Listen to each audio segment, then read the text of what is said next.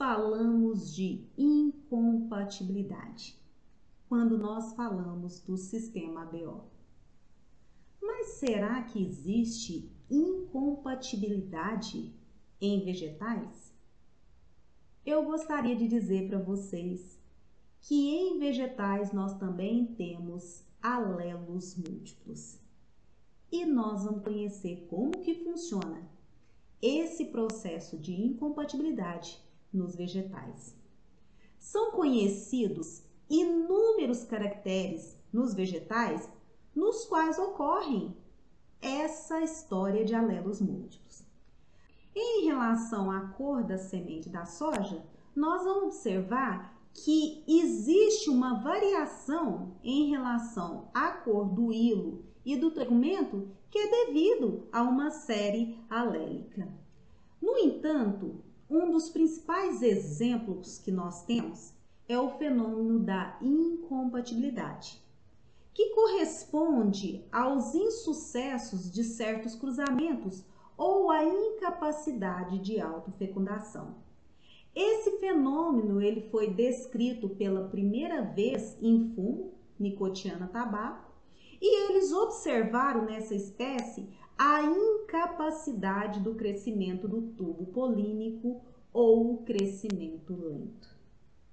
Só que para nós entendermos isso, nós precisamos lembrar como que ocorre a polinização e a fertilização nos vegetais. Então vamos lá. Para isso nós temos aqui a representação da flor feminina. Aqui nós temos o estigma, o estilete e aqui nós temos o óvulo. Dentro dele nós temos 8 células. Aqui nós temos as antípodas, os núcleos polares e as sinérgides. E entre elas aqui nós temos a oosfera. E essa região aqui do óvulo é o que nós chamamos de micrópila. Nos vegetais, nós temos o evento de polinização. A polinização é quando o grão de pólen chega no estigma. Quando isso acontece, não necessariamente vai ocorrer a fecundação. Para que ocorra a fecundação, o grão de pólen ele tem que germinar e nesse processo ele começa a emitir essa estrutura que nós chamamos de tubo polínico, que passa pelo estilete e se direciona com os seus núcleos aqui em direção à micrópila. Quando esse material é depositado no ovário, um desses núcleos vai se fundir com a oosfera. E o resultado dessa fusão é uma célula 2N que vai dar origem ao embrião. O outro núcleo espermático, ele se funde com os núcleos polares e aí nesse caso nós temos uma célula originada dessa fusão, que é uma célula 3N, que vai dar origem ao endosperma. Bom, esse é o evento que acontece nos vegetais. Em angiospermas hermafroditas, muitas espécies apresentam um fenômeno que é chamado de incompatibilidade. Nesse caso, o que nós vamos ter? Ocorre a polinização, no entanto, para que ocorra os demais processos, é necessário que o estigma reconheça esse grão de pólen como sendo compatível para que ocorra a fecundação. Caso esse estigma não reconheça, esse tubo polínico aqui, ele não se desenvolve ou o seu desenvolvimento é lento. Nesse caso, já foi verificado o processo de incompatibilidade em várias espécies. Por exemplo, na ameixa, na macieira, no repolho, no brócolis, crotalária, centeio, cacau, várias espécies, isso já foi observado. Mas quais são os tipos de incompatibilidade que nós temos? Nos vegetais, nós temos dois tipos: a incompatibilidade gametofítica e a incompatibilidade esporofítica. Vamos conhecer cada uma delas. Na incompatibilidade gametofítica, o crescimento do tubo polínico ocorre devido a uma série alélica. Os alelos dessa série são simbolizados pela letra S. Esse S vem de autoincompatibilidade. Nesse caso aqui, quando se encontram o organismo estranho com a proteína de defesa, que possuem o mesmo número, eles são bioquimicamente afins. Nesse caso, se ocorrer dessa maneira, o que nós vamos observar é que esse processo impede o crescimento do tubo polínico, gerando o que nós chamamos de incompatibilidade gametofítica. Então, nós vamos observar que vai ocorrer aborto sempre que houver alelos em comum nos genitores masculinos e femininos. Além disso, quando os dois alelos do genótipo do genitor são os mesmos um do outro, automaticamente vai ocorrer aborto. E nós ainda vamos observar que cruzamento onde os genitores são idênticos, 100% dos indivíduos vão ser abortados. Vamos trabalhar um exemplo para que a gente possa entender como que ocorre esse tipo de incompatibilidade? Veja só o exemplo que nós temos aqui. Aqui nós temos a representação da flor feminina e aqui nós temos os genes presentes nessa flor, representados aqui por S1, S3. Quando ocorre incompatibilidade?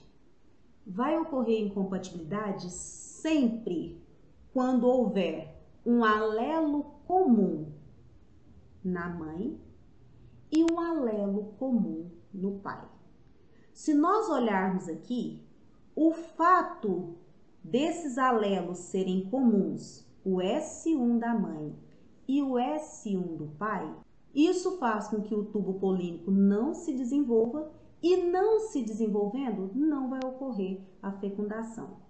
Nesse caso, quais são os indivíduos que de fato vão resultar desse cruzamento? Nós temos aqui, ó, o indivíduo S1, S2 e o indivíduo S2, S3. Somente esses dois indivíduos é que vão sobreviver a esse processo de incompatibilidade. Aqui nós temos uma representação de como que nós podemos ver os diferentes cruzamentos dessa série alélica, como que eles poderiam ocorrer. Vamos imaginar aqui um genitor feminino em que nós temos o gene S1, S2 e o masculino S1, S2. Nesse caso, ambos os alelos são idênticos. 100% de aborto. S1, S2 da fêmea, S2, S3 do macho. Nesse caso, nós temos aqui o alelo comum S2 da fêmea e o S2 do macho. Nesse caso aqui, nós só vamos ter os dois indivíduos, S1, S3, S2, S3. E aqui nós vamos observar, ó, se os alelos são diferentes, a mãe é S1, S2, o pai é S3, S4, 100% da descendência vai sobreviver. Então, aqui nós temos os diferentes possíveis cruzamentos analisados dessa série alélica da incompatibilidade gametofítica. Um outro tipo de incompatibilidade que nós temos é o que nós chamamos de incompatibilidade esporofítica. Nesse caso, o fenótipo do pólen para a reação de incompatibilidade, ele é determinado pelo genótipo da mãe do grão de pólen, ao invés de nós termos aqui uma série alélica. A produção da substância estranha se dá na célula mãe do grão de pólen, para em seguida terminar o processo de meiose e de fato formar o grão de pólen, os quais recebem essa informação de ser a substância estranha. A célula mãe de grão de pólen, ela é diploide, 2N, ocorre a interação entre os alelos de incompatibilidade e isso determina a produção dessa substância estranha. Uma interação frequentemente observada é a de dominância completa. E nesse caso, forma apenas o antígeno devido ao alelo dominante. E esse é passado para todos os grãos de pólen. Então, veja bem, na incompatibilidade gametofítica, em momento algum, nós falamos que existe uma relação de dominância. Na esporofítica, ela existe. E nesse caso, o que nós temos? Aqui nós temos um exemplo. E de novo nós temos aqui o grão de pólen S1, S2, ou seja, o gameta masculino, e a fêmea aqui S1, S3. Nesse caso aqui, a relação de dominância ela vai ser S1 domina S2, que domina S3. Isso significa o quê? Dentro desse gene feminino aqui, o comportamento dele vai ser de S1. Por que de S1? Porque S1 domina S2. E nesse caso aqui, o comportamento do gene do pai também vai ser de S1, porque S1 domina S2. Nesse caso, o alelo dominante é o que manifesta, já que nós estamos falando de dominância completa, e isso faz com que eles sejam iguais, e sendo iguais, vai ocorrer a incompatibilidade, e com isso nós não vamos observar nenhum descendente desse cruzamento, ou seja, 100% dos indivíduos vão ser abortados. O anticorpo, a proteína de defesa, é formada no pistilo, de modo semelhante ao sistema gametofítico, com a diferença de que a interação alélica frequentemente observada aqui é a de dominância completa. E nesse caso, nós devemos levar em consideração qual é o alelo dominante do gene. Nós ainda temos aqui uma tabela mostrando para vocês os diferentes cruzamentos dessa série alélica que pode ser feito baseado nessa relação de dominância. E aí fica claro aqui para nós, genes iguais entre o genitor feminino e o masculino, 100% de aborto.